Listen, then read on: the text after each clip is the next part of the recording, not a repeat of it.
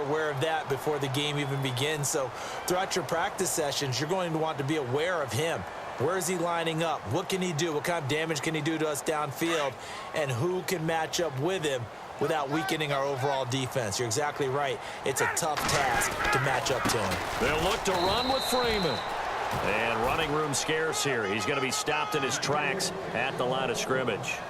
They'll say no gain on the play, and it'll be 2nd and goal. Now Ryan going to give it to Freeman. And he gets in. Touchdown, Atlanta. Devontae Freeman in the final seconds of the first half. And the Falcons have cut it to within a score.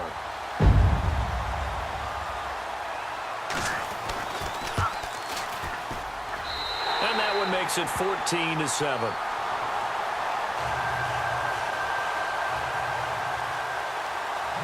Here's Bosher to kick it away.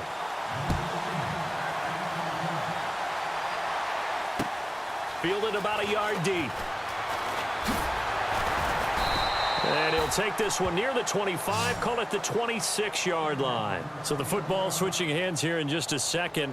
And, you know, Tom Brady, just to go off on a tangent for a second, may have lost the Super Bowl, but 3rd MVP this past season, and what he did at age 40, really something, right, Charles? Absolutely phenomenal. Ended up beating out Todd Gurley, the running back for the Los Angeles Rams. But he would have traded it for a Super Bowl win, don't you think? How about this? The last 9 NFL MVPs to play in the Super Bowl that same season, 0-9.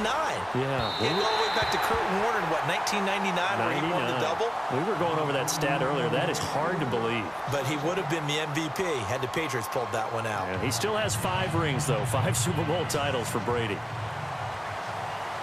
So both teams have their marching orders, and we'll get going again here in quarter number 3. That'll be taken in the end zone.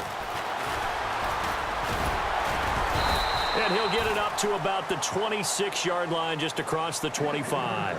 Here are the Falcons as their offense heads back onto the field. They're close game, but they're going to need to do a little bit better probably here in half 2, no?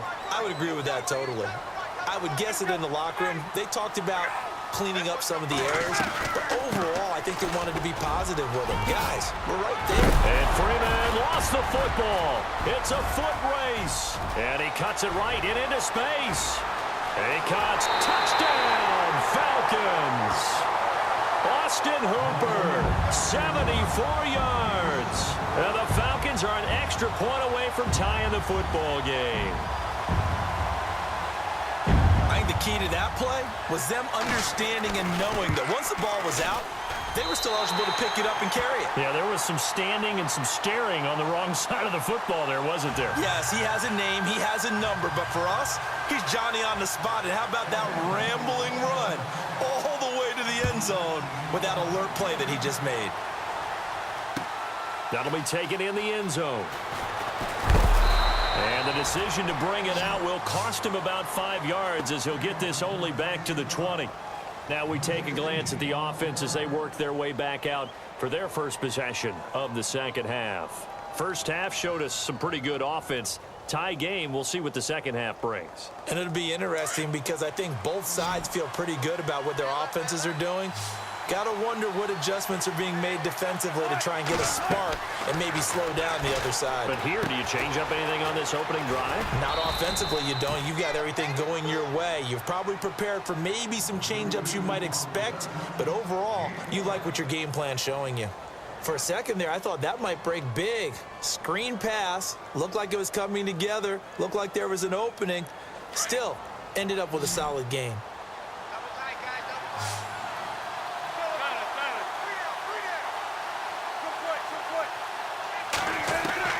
On second down, here's Wilson.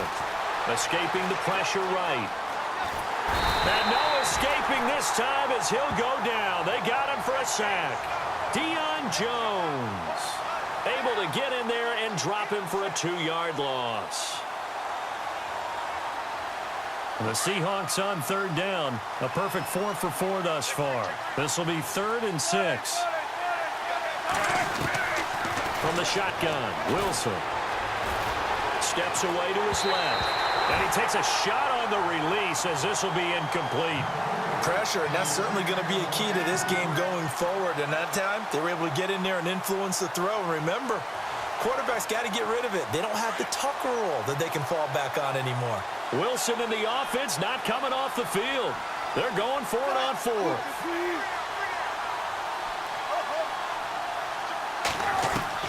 They'll indeed go for it with Wilson. Buying time to his left.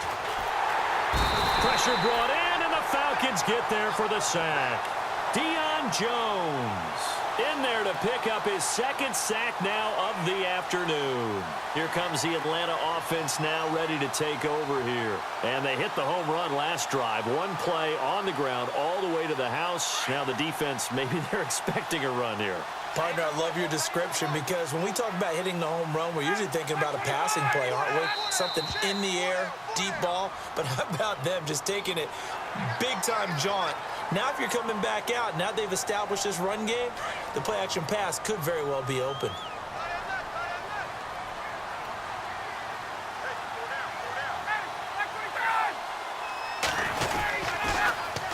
After the penalty, here's Freeman.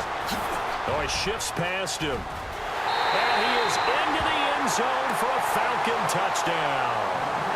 Devontae Freeman, his second touchdown of the afternoon. And the Falcons have taken the lead. He's given him a little jolt, just gave him the lead there, but 2 TDs now in the game. And that jolt puts them in the lead. What a terrific job by him. He is carrying the ball and simply saying, I want to win. And now he's hoping his defense has that mentality as they try to hang on to that lead. That's fielded in the end zone.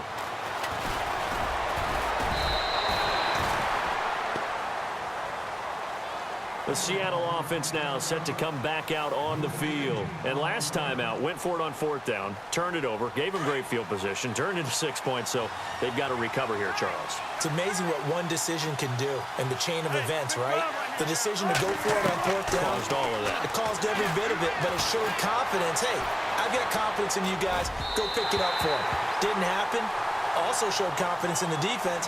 They didn't pick up their end of the bargain, so now they've got to come back out and start over and rebuild that confidence.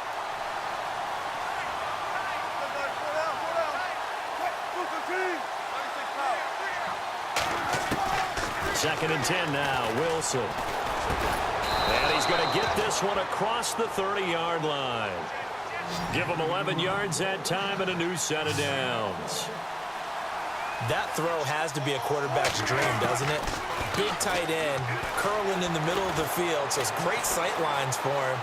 And when they show their numbers back to the quarterback, when they sit down right there, that should be pitch and catch. He was going for the tight end, Nick Vanette. That'll bring up second down. Let's face it, perfection is something we all chase, whether it's playing this game or whatever we do. Hard to attain, but that's what they were searching for as that pass goes incomplete. Flushed out right. And that's complete to Luke Wilson. And brought down, but not before reaching the 45-yard line. One Wilson to another for a Seahawk first down.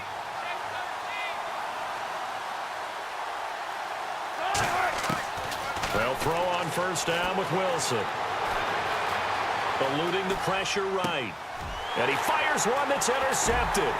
Picked up by Deion Jones, the linebacker. Past the 20. And he takes this one back into the end zone, and the Falcon defense has a touchdown. Well, Deion Jones and pick sixes, they're going together like peas and carrots. Oh, boy. He had 2 of those, though, as a rookie last year. And I know part of the reason is his speed. He's one of the fastest linebackers that you're going to find in the NFL. But another part is he's not very tall. Sometimes he gets lost in coverage. When a quarterback's looking downfield, he just doesn't see him, and he ends up making big plays. One of those pick sixes last year, 90-yard return against Drew Brees in his hometown of New Orleans. The Seattle now ready to march onto the field. And they just had that pick six. I guess the only positive maybe of them returning that for a touchdown. This offense right back out onto the field to try to make up for it. I like that because now it doesn't give them a chance to go to the bench and really settle, to sit there and kind of seethe over the idea that they turned the ball over previously. Right back out there. It's almost like hopping right back on the bike after falling over. See if they can get the ball moving again. Yeah, we'll see if they can do it here. And they're able to get this one across the 35. It's a pickup of 16 there, and it'll lead to a new set of downs. Throwing now, Wilson on first down. Baldwin with it over the middle. And he'll be taken down, but not before getting this inside the 30. And that one results in 35 yards. Throwing on first down. Wilson. He couldn't quite hold it. Got hit. Ball pops out. Incomplete. So he can't hang on, and as I watch that unfold, I remembered an expression that I've heard, maybe from you, I don't know, but you're going to get hit anyways, might as well hold on to the ball. Right, a coach said that, right? Yeah. Not an actual player. Not a chance at all. Way easier said than done. This is Carson. Second down, a little more productive than first. 7 yards on the gain. It gets him to 3rd and 3 now. Sometimes with the running game, you've just got to stick with it. Look, it's the third quarter, no time to panic. But that also doesn't mean you just do it the same way you've been doing it the entire ball game. Maybe change up some blocking assignments or run a few different plays, but stay with the overall essence of the running game. It's caught outright by Graham. A Seahawk first down. Wilson to his big target, Graham. His position, and he's listed as a tight end, but he certainly doesn't run like one, and that's what we're seeing more and more coming into the league. Those guys who can run, make plays after the catch, and gain that additional yardage. And using that speed there to turn it into a pretty nice little gain. On 1st and 10, it's Wilson. And no escaping this time as he'll go down. They got him for a sack. Brooks Reed able to drop him for a loss of 4.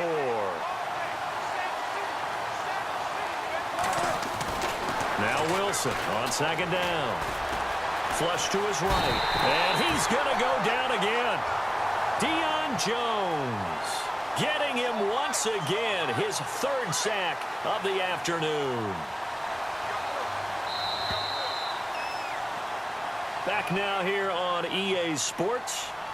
It's the Seahawks with possession of the football, but they do trail here to begin quarter number 4.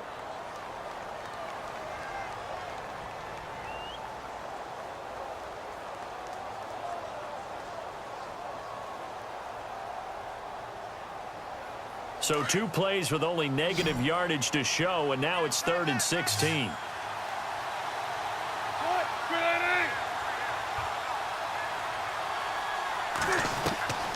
Out of the gun, here's Wilson. Looking for Baldwin, intercepted.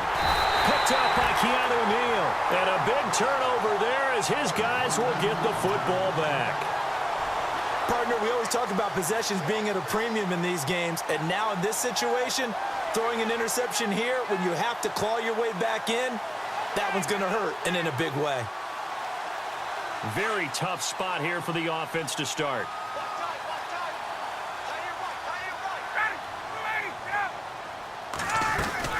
The drive will start with a carry by Devontae Freeman.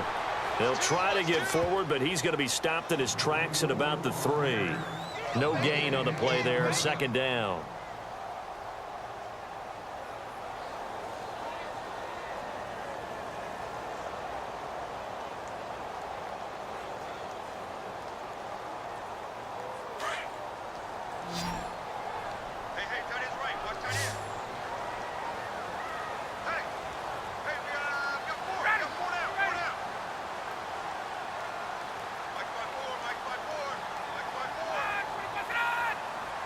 Play clock winding down. Ryan. And Jones has it over the middle. And they'll mark him down right around the 9, just shy of the 10. And now the Seahawks are going to take a timeout here on defense. It's just their first. They'll be down to 2 remaining as we step aside here in the 4th quarter.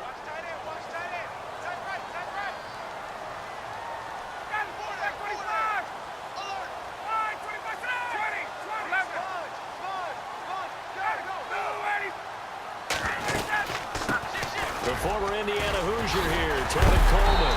And he's brought down following a pretty juke move that gives him the first.